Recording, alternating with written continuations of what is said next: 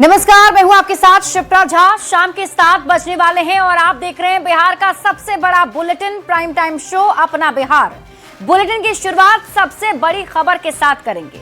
जहानाबाद की नीट छात्रा संवेदना से जुड़े केस में न्यूज 18 की खबर पर मुहर लग गई। इस केस की जांच अब सीबीआई करेगी। छात्रा की मौत मामले की गुत्थी सुलझाने के लिए मुख्यमंत्री नीतीश कुमार ने सीबीआई जांच की अनुशंसा कर दी है। गृह मंत्री और डिप्टी सीएम सम्राट चौधरी ने सोशल मीडिया एक्स पर पोस्ट करके इसकी जानकारी दी।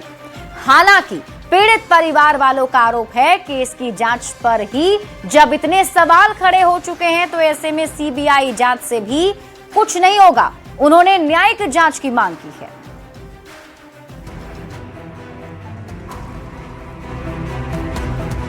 पटना में हुई नीट छात्रा की मौत केस की जांच अब सीबीआई करेगी।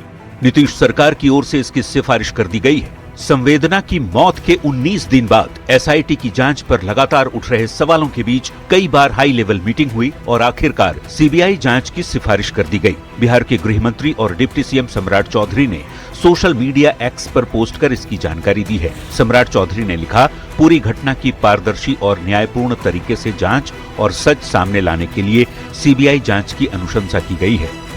इस पूरे मामले में पुलिस की जांच पर मृतक छात्रा के परिवार वाले सवाल उठाते रहे हैं। पीड़ित परिवार ने शुक्रवार को बिहार के डीजीपी विनय कुमार से मुलाकात की थी, लेकिन बाद में परिवार ने दावा किया कि उन्हें न्याय का कोई ठोस आश्वासन नहीं मिला। पुलिस सब बिके हुए हैं, गड्डी मिला है, हम गड्डी नहीं दे रहे हैं। पुलिस डीएसपी रहे चाहे एसपी रहे। फॉरेंसिक रिपोर्ट चीख के कह रही है कि इसमें ह्यूमन सीमन मिला है और इन हालातों में अगर पुलिस चीफ अगर यह कहें कि यह आत्महत्या है तो यह काफ़ी दुखद है। हमारे पास जो इंसाफ की बची खुची उम्मीद थी आज वो भी खत्म हो गई है। हम लोग इस मामले में न्यायालय का रुख करेंगे। शनिवार को संवेदना केस की सीबीआई जांच की अनुशंसा के बाद न्यूज 18 की टीम मृतक के घर जहानाबाद पहुंची। पीड़ित पिता ने कहा, सीबीआई जांच की मांग हमने नहीं की है। सभी साक्ष्यों और सबूतों को नष्ट कर उनके साथ छेड़छाड़ कर मामले को सीबीआई के पास भेजने से कोई लाभ नहीं होगा। पीड़ित परिवार वाले सीबीआई की बजाय न्यायिक जांच की मांग कर रहे हैं। हमारे परिजन के द्वारा सीबीआई का जांच नहीं किया गया है।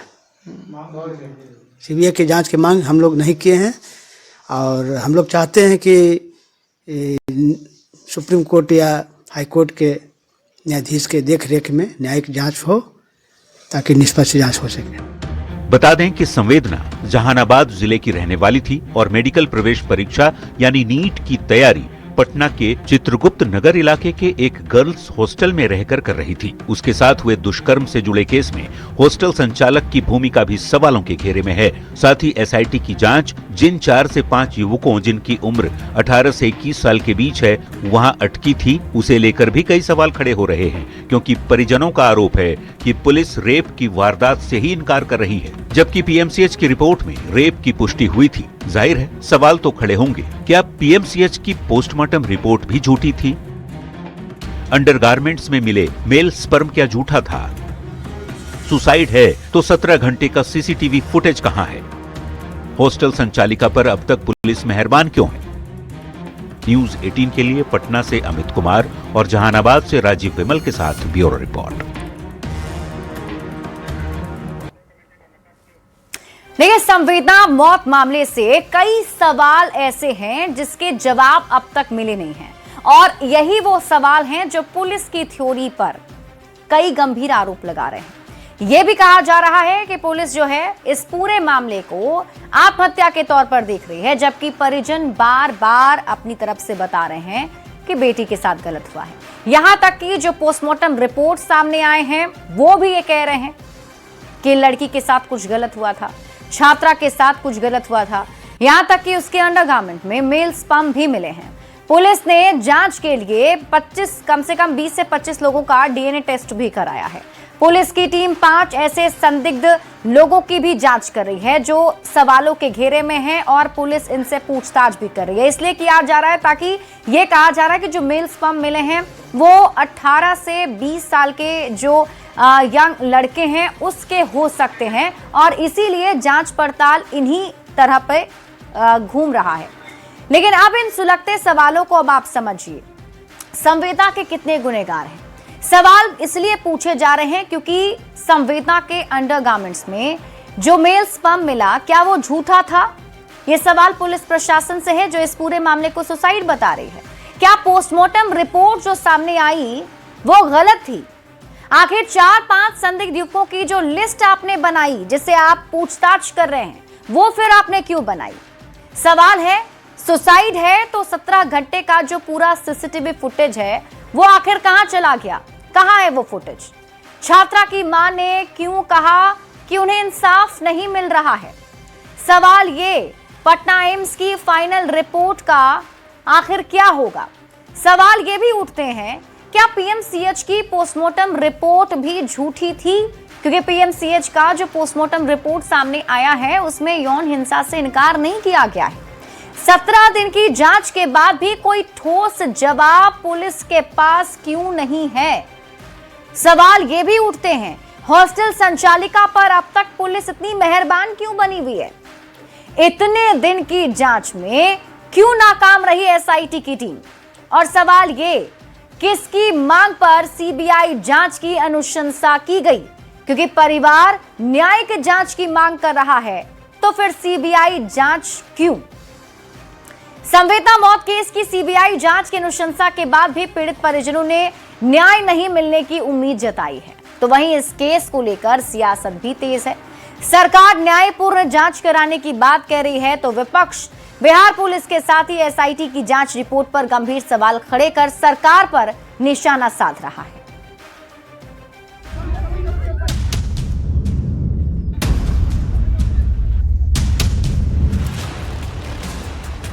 नीट छात्रा की मौत की सीबीआई जांच की अनुशंसा के साथ ही बिहार में इस पर सियासत तेज है।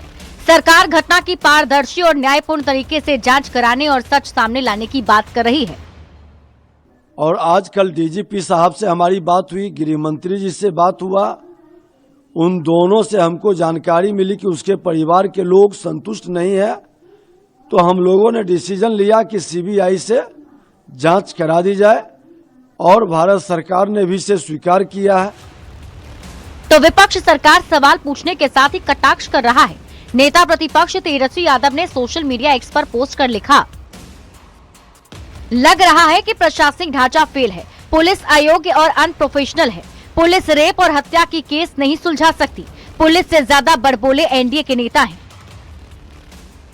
वहीं पूर्णिया के सांसद पप्पू यादव ने गंभीर आरोप लगाते हुए कहा कि उन्हें आशंका है कि पुलिस पीड़िता के परिवार को या तो मार सकती है या फिर किसी झूठे मुकदमे में फंसा सकती है। एक माँ को बुरे भद्दे गाली देना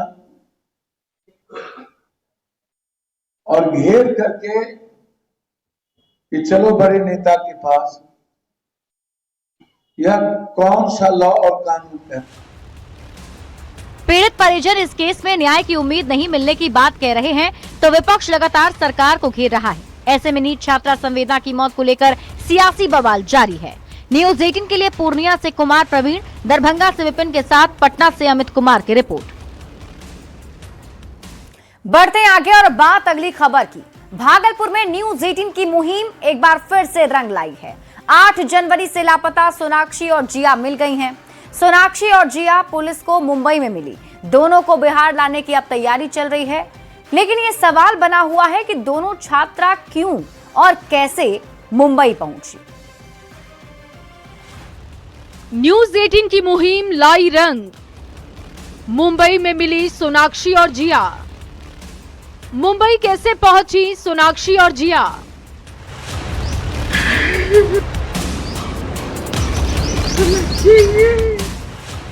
न्यूज 18 की मुहिम एक बार फिर से रंग लाई है। भागलपुर से लापता 2 छात्रा सोनाक्षी और जिया का पता लग चुका है। सोनाक्षी और जिया की तलाश पूरी हो गई है। न्यूज 18 ने सोनाक्षी और जिया के लापता होने की खबर एक मुहिम की तरह चलाई थी। लापता होने के दिन से हर दिन न्यूज 18 ने सोनाक्षी और जिया की तलाश की खबरें दिखाई और अब इस मुहिम का बड़ा असर हुआ। ये पहली तस्वीर है भागलपुर एसएसपी कार्यालय की। सोनाक्षी और जिया के माता पिता और परिजनों के चेहरे पर सुकून है। सभी भागलपुर पुलिस का शुक्रिया अदा कर रहे हैं। भागलपुर के सरयू देवी बालिका हाई स्कूल से 8 जनवरी से लापता छात्रा जिया और सोनाक्षी पुलिस को मुंबई में मिली। छात्रा भागलपुर से मुंबई क्यों और कैसे पहुंच गईं, ये अभी भी राज बना हुआ है। अब सोनाक्षी और जिया को भागलपुर लाने की तैयारी है। बच्चा हमको बरामद हो गया है, सूचना मिल गया है, हम जा रहे हैं अब लाने के लिए। बच्चा जहाँ भी है, कहाँ मिला बच्चा जो है सूचना मिला है कि बम्बई में कहीं रखे हैं। 10 दिन से कुछ बोली ही नहीं रहे थे। प्रशासन ही रखे हैं। अपने आज मुंबई में जो डोंगरी के पास में जो CWC है, वहाँ पे चाइल्ड वेलफेयर कमेटी जो होती है, वहाँ पे लड़कियों को बरामद किया गया है और वहाँ से सूचना प्राप्त हुई, उनके फोटो भी प्राप्त हो गई है। अभी वे सकुशल हैं, दोनों साथ में ही हैं और अभी तक जो उन्होंने बताया है कि वो दोनों अपने अकेले साथ में ही गई थी, तो उस तरीके से लड़कियों को बरामद कर लिया गया सकुशल। आज सोनाक्षी और जिया के मिलने के बाद परिजनों ने सुकून की सांस ली है। भागलपुर की दोनों बेटियां मिलने के बाद पुलिस को भी राहत मिली है। भागलपुर से सोनाक्षी और जिया 8 जनवरी को गायब हुई थीं। परिजनों ने संपर्क करने की कोशिश की, रिश्तेदारों और परिचितों के यहां पर तलाश की गई, लेकिन सोनाक्षी और जिया का कोई सुराग नहीं मिला। परिजनों ने थाने में शिकायत दर्ज कराई। दोनों छात्राओं की गुमशुदगी की रिपोर्ट दर्ज करवाई गई। पुलिस ने मामले की जांच शुरू की। तलाश में पुलिस ने 8 स्पेशल टीमें गठित की। दोनों छात्राओं की मोबाइल डिटेल खंगाली गई। अब सोनाक्षी और जिया मुंबई में मिल चुकी हैं, लेकिन बड़ा सवाल बना हुआ है कि आखिर सोनाक्षी और जिया मुंबई क्यों और कैसे पहुंच गई। न्यूज़ 18 के लिए भागलपुर से आशीष रंजन की रिपोर्ट। तो भागलपुर में देखें, न्यूज़ 18 की खबर का बड़ा असर हुआ, जहां बबरगंज थाना क्षेत्र के वारसलीगंज और अलीगंज के महेशपुर की रहने वाली 2 छात्रा सोनाक्षी और जिया 8 तारीख से गायब होने की खबर थी। न्यूज़ 18 ने प्रमुखता से इस खबर को दिखाया। बच्ची को मुंबई में अब बरामद कर लिया गया है। आज मुंबई के डोगरी के पास चाइल्ड वेलफेयर कमेटी के द्वारा दोनों बच्चियों को बरामद किया गया और वहां से वरीय पुलिस अधीक्षक को फोन आया। दोनों बच्चियों के मिलने के बाद दोनों परिवारों में खुशी की लहर दौड़ रही है। सोनाक्षी के माता पिता का कहना है कि न्यूज़ 18 के द्वारा लगातार खबर दिखाए जाने के बाद वरीय पुलिस अधीक्षक और प्रशासन हरकत में आया और आज उनकी बच्ची मिल गई, जिसके लिए उन्होंने न्यूज़ 18 को धन्यवाद दिया है। न्यूज़ 18 की खबर का बड़ा असर भागलपुर में हुआ है। सोनाक्षी और जिया 2 छात्रा जो 8 तारीख से लापता थी, उनका आज पता चल गया है। मुंबई में जो है दोनों छात्रा मिली हैं। अब देख लीजिए कि परिवार वाले जो है बैग तैयार कर चुके हैं और पुलिस की टीम के साथ जो है मुंबई के लिए रवाना हो रहे हैं। हम सोनाक्षी के पिता से बात करते हैं। अब कैसा लग रहा है, क्या कहेंगे आप? ये तो न्यूज़ 18 का बहुत धन्यवाद है जो कि ये आए और इनके प्रसारण से बहुत तरह खलबली मच गया और सब जगह प्रसारण हुआ, तो मेरा बच्चा जो है कहीं छिप नहीं पाया। और प्रशासन का भी बहुत धन्यवाद है। 16 तारीख को जो गए हम SIT गठित ही कर लिए और कार्यरत भी हो गया। प्रशासन जो है मेरा बच्चों को बरामद भी कर लिए, उसका कितना बड़ा धन्यवाद है। उम्मीद था क्या कि नहीं, उम्मीद का किरण तो हम खो ही चुके हैं, लेकिन SP साहब का बहुत बहुत धन्यवाद है। आपका भी बहुत धन्यवाद है जो कि आपके माध्यम से खुशी, हाँ बहुत खुशी ये है। क्या कहेंगी, आज बच्ची के मिलने का पता आ गया है? आज ये खुशी है कि आपने ये टीम के आप दिए तो हम मिल गया हमारा बच्चा। आज नहीं आप सब साथ देते तो हमारा बच्चा नहीं मिलता। लग रहा था, उम्मीद था? उम्मीद नहीं था, मेरी उम्मीद अब हो गया है। SP DSP के माध्यम में मिल गया, उसको धन्यवाद। कितना खुशी लग रहा है? बहुत खुश लग रहे हैं। तो आप देख सकते हैं कि सोनाक्षी के और माता पिता हैं और अब ये लोग जो है पुलिस की टीम के साथ जो है मुंबई जा रहे हैं। कहा जा सकता है कि दोनों परिवारों में खुशी की लहर है। वहीं न्यूज़ 18 को धन्यवाद दे रहे हैं। न्यूज़ 18 के द्वारा लगातार इस खबर को दिखाए जाने के बाद कहीं न कहीं वरीय पुलिस अधीक्षक ने भी जो है तत्परता दिखाई और SIT का गठन करने के साथ साथ जांच तेज की गई थी। लेकिन अभी ये खुलासा नहीं हो पाया कि आखिर ये दोनों लड़कियां मुंबई कैसे पहुंच गई, आखिर उन्हें कोई ले गया था या खुद गई हैं। उनके आने के बाद ही पूरी मामला का खुलासा हो सकेगा। आशीष रंजन, न्यूज़ 18 भागलपुर। तो देखिए ये खबर जो है उस पर अब असर हुआ है और दोनों बच्चियां जो हैं वो मिल गई हैं।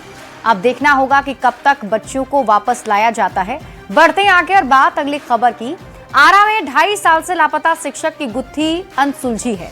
सीबीआई ने इस मामले में दारोगा अंजलि कुमारी को गिरफ्तार किया था, लेकिन लव ट्रायंगल के इस केस में अंजलि से भी पूछताछ में कोई सुराग नहीं लग पाया है। अब सीबीआई ने शिक्षक कमलेश राय का सुराग देने पर 10 लाख के इनाम का ऐलान किया है। ये रिपोर्ट देखिए। महिला दारोगा का लव ट्रायंगल, लापता शिक्षक की उलझी गुत्थी, अब सीबीआई को इनाम का भरोसा।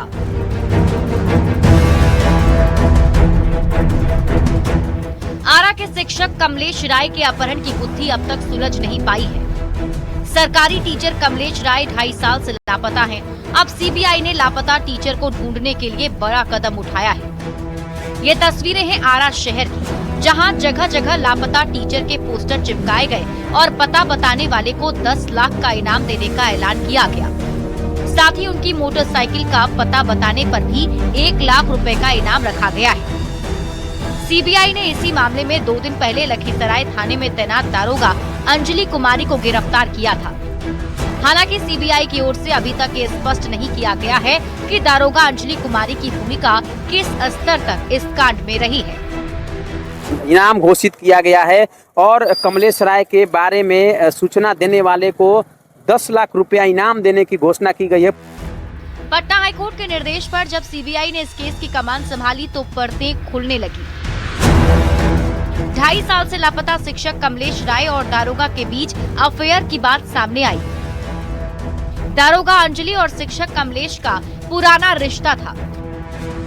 सीबीआई जांच में तीसरे शख्स रुपेश चौबे की एंट्री हुई। सीबीआई ने 10 दिन पहले बक्सर से रुपेश को गिरफ्तार किया। पूछताछ में खुलासा हुआ कि रुपेश भी महिला दारोगा अंजलि से प्यार करता था। टेक्निकल एविडेंस और रुपेश के बयानों के आधार पर सीबीआई ने लखीसराय से दारोगा अंजलि कुमारी को गिरफ्तार कर लिया है। अंजलि और रुपेश अक्सर कमलेश से मिलने घर जाते थे। शादी के वक्त भी कमलेश ने अंजलि के लिए खास तौर पर गाड़ी भेजी थी। कमलेश राय और अंजलि कुमारी कभी एक साथ परीक्षा की तैयारी करते थे। दोनों का सपना पुलिस में भर्ती होने का था। किस्मत ने अंजलि का साथ दिया और वो बिहार पुलिस में सब इंस्पेक्टर बन गई, जबकि कमलेश महज 1 नंबर से चूक गया और शिक्षक के रूप में अपनी सेवा देने लगा। बताया जाता है कि इसी दौरान दोनों के बीच अफेयर शुरू हुआ जो सालों तक चला। कमलेश की शादी 16 मई 2022 को किरण नाम की युवती से हुई थी। कमलेश की शादी में अंजलि न सिर्फ शामिल हुई बल्कि उसने बढ़ चढ़कर हिस्सा भी लिया था। सीबीआई को लगा कि दारोगा अंजलि की गिरफ्तारी के बाद भी कमलेश का सुराग मिल जाएगा, लेकिन पुलिस शिक्षक कमलेश राय का कोई सुराग नहीं लगा सकी। अब सीबीआई की जांच और इनाम की घोषणा के बाद परिजनों को उम्मीद जगी है कि जल्द ही शिक्षक कमलेश राय का पता चल सकेगा और दोषियों को सजा मिलेगी। न्यूज़ 18 के लिए आरा से चंदन कुमार की रिपोर्ट। भागलपुर और दरभंगा में बर्ड फ्लू की आहट से लोग दहशत में आ गए हैं। दोनों जिले में बड़ी संख्या में कौवों की मौत के बाद सैंपल जांच में बर्ड फ्लू की पुष्टि हो गई है। मरे कौवों को पूरी सेफ्टी के साथ गड्ढे में दफन किया जा रहा है। बर्ड फ्लू अन्य पक्षियों में नहीं फैले, इसके लिए पशुपालन विभाग हाई अलर्ट पर है। ये रिपोर्ट देखिए।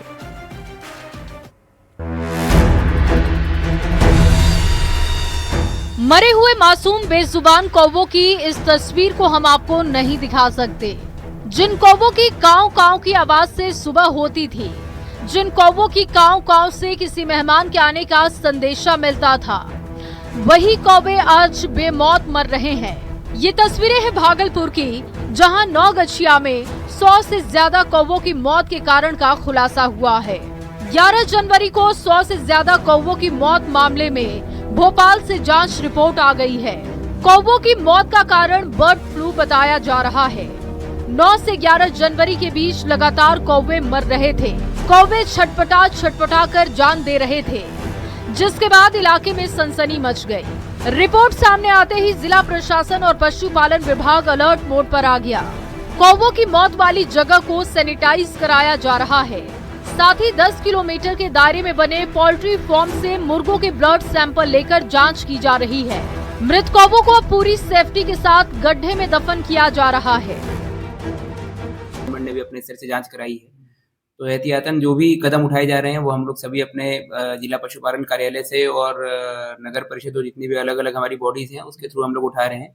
इसमें पहला तो है कि उस पूरे एरिया को हम लोग क्लीन करेंगे और डिस्पोजल करेंगे जो बॉडीज हैं डेड बर्ड्स की, और उसके बाद डिसइंफेक्टेंट हम लोगों ने पहले भी स्प्रे करवाया है, अभी भी करवा रहे हैं हम लोग, और अभी सर्विलांस करवा रहे हैं कि जितना भी वहाँ पोल्ट्री फार्म वगैरह चल रहा है या बर्ड्स को पालने वाली जितनी भी जगहें हैं वहाँ पर हम लोग सैंपल कलेक्ट करेंगे उनका। बर्ड फ्लू के पुष्टि के पश्चात अभी हम लोग एक RRT का टीम गठित किए हैं। वो टीम जाके सारा जो भी अगर कोई बर्ड मृत पाया गया होगा अभी प्रेजेंट में, तो उसको भी गड्ढे करके उसका जो हमारा जो इसका एक्शन प्लान है उस हिसाब से हम लोग उसको डिस्पोजल करेंगे।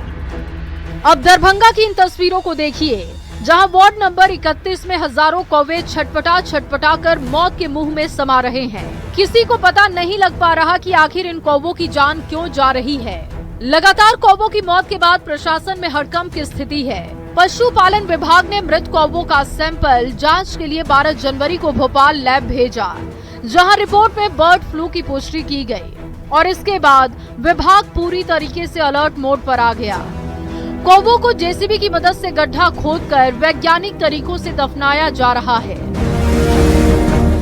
भागलपुर और दरभंगा में कौवों की मौत ने सबको हैरान कर दिया था। हालांकि कौवों की मौत की गुत्थी सुलझ गई है। कौवों की मौत बर्ड फ्लू की वजह से हुई। कौवों की मौत के बाद दरभंगा और भागलपुर में दहशत का माहौल है। पशुपालन विभाग अब हाई अलर्ट मोड में है। न्यूज़ 18 के लिए दरभंगा से विपिन कुमार, भागलपुर से आशीष रंजन की रिपोर्ट। और आइए अब बात कर लेते हैं कि बर्ड फ्लू से बचाव कैसे करना है। तो आपको ध्यान रखना है, क्योंकि अभी देखिए बर्ड फ्लू की अब पुष्टि हो चुकी है, तो ऐसे में खुद को बचाना है। बीमार या मृत पक्षियों को आपको नहीं छूना है। अगर कहीं ऐसा बीमार पक्षी आपको दिखे या कोई मरे हुए पक्षी दिखे तो उसे छूइए मत। कच्चा मांस या अधपका अंडा नहीं खाना है। पक्षियों को छूने के बाद अपने हाथों को अच्छे से धोना है और इसके साथ ही ध्यान रखना है कि बिना उबाले दूध का सेवन भी मत कीजिए।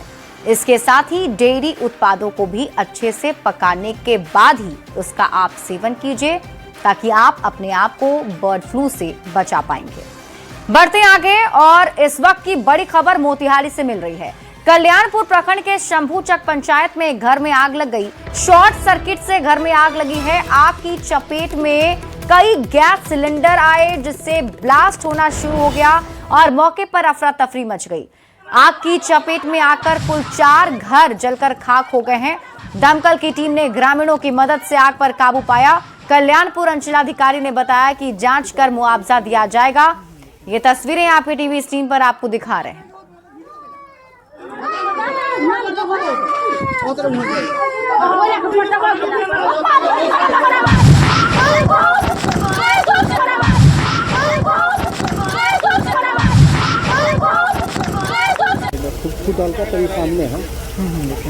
इलेक्ट्रिक आग लगा है सर। और इस बीच शुरू कर लेते हैं बड़ी खबर की ओर। पटना से इस वक्त की बड़ी खबर मिल रही है। एक्शन मोड में मुख्यमंत्री नीतीश कुमार दिख रहे हैं। रुपसपुर नहर भूमिगत नाला का जायजा उन्होंने लिया है। देगा एम्स पाटलिपुत्र से नेहरू पथ के कनेक्टिविटी कार्य का निरीक्षण मुख्यमंत्री ने किया है। सीएम ने प्रगति यात्रा के दौरान निर्माण की घोषणा की थी और अब निर्माण कार्य कैसा चल रहा है, इसका जायजा मुख्यमंत्री नीतीश कुमार ने लिया है। पटना से आपको इस वक्त की बड़ी खबर बता रहे हैं, जहां एक्शन मोड में सीएम नीतीश कुमार दिख रहे हैं।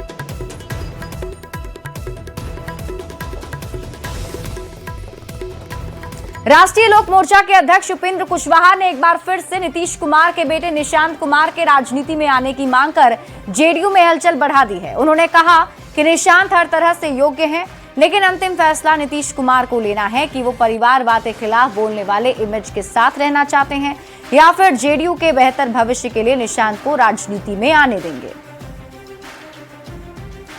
अगर निशांत आ जाते हैं राजनीति मतलब जनता दल यूनाइटेड के साथ ही, तो जनता दल यूनाइटेड के लिए इससे ज्यादा खुशी की बात कुछ हो ही नहीं। हम तो बार बार यह बात कर रहे हैं कि जनता दल यूनाइटेड को यदि अपने अस्तित्व को ज्यादा दिन तक आगे कंटिन्यू रखना है तो निशांत को आना ही चाहिए। लेकिन अब फैसला तो उनका होगा या उनके पिताजी माननीय मुख्यमंत्री नीतीश कुमार जी का होगा, उनकी पार्टी का मामला है। थोड़ी देर के लिए मान भी लें कि उनकी छवि पर असर पड़ सकता है। अब चुनाव उनको करना है कि अपनी छवि को अंतिम स्थिति तक बनाए रखना है या जनता दल यूनाइटेड जिस पार्टी को उन्होंने बनाया, हर तरह से आगे बढ़ाया, उस पार्टी को बचाना है। दोनों में एक का चयन उन्हीं को ही करना पड़ेगा। बड़ी खबर आपको पटना से बताते हैं, जहां लालू प्रसाद यादव के बड़े बेटे तेज प्रताप यादव ने अपना सरकारी बंगला खाली कर दिया है। तेज प्रताप 26M स्टैंड रोड स्थित बंगले में रह रहे थे। बंगला खाली करने का नोटिस मिलने के बाद तेज प्रताप यादव ने बंगला खाली कर दिया।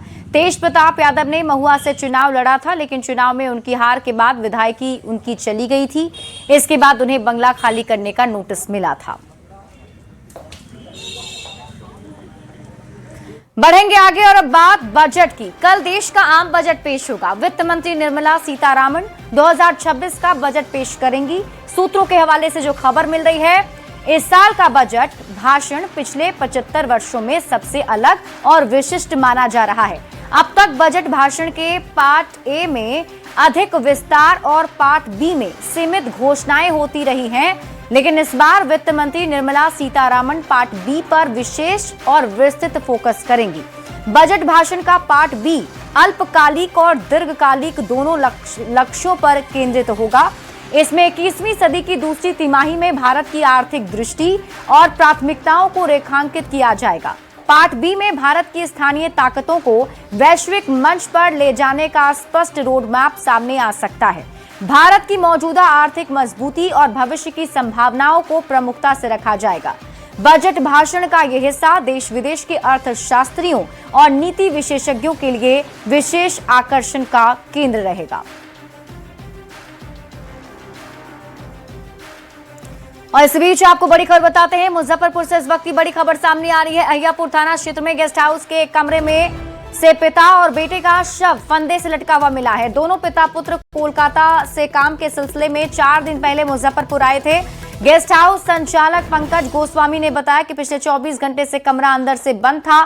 काफी देर तक दरवाजा नहीं खुलने पर संदेह हुआ, जिसके बाद पुलिस को सूचना दी गई। मौके पर पहुंची पुलिस ने दरवाजा तोड़कर दोनों के शवों को बरामद किया है। पुलिस के साथ एफएसएल की टीम भी मौके पर पहुंची।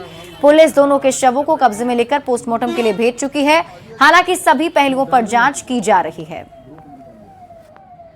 2 लोग, एक बेटा और एक पिता हैं, जिनका नाम है शुभांकर साहू, जिनकी उम्र ऑलमोस्ट 35 साल लग रही है, और दिव्यांशु साहू, जिनकी उम्र 9-10 वर्ष है। इन दोनों की डेड बॉडी जो है लटकते हुए एक होटल में मिला है। मामला सुसाइड का लग रहा है। इसमें यूडी केस 4/26 रजिस्टर भी किया गया है। एफएसएल टीम भी बुलाया गया था और साइंटिफिक तरीके से इन्वेस्टिगेशन भी की जा रही है। रूम अंदर से लॉक था और उनकी बॉडी पाई गई जब गेट खोला गया। ये कि 4 दिन पहले आए हुए थे हमारे यहाँ बेड लेकर के, और कल 9 बजे अपना खाना वाना लिए, अपना खाए, अपना जैसे लोग रहते हैं उसी हिसाब से सर नाइट में अपना क्या कर लिए। शाम में इसको देखा गया कि रूम बंद है, तो उसको ढकढकाया गया, तब देखा गया तो ऊपर से।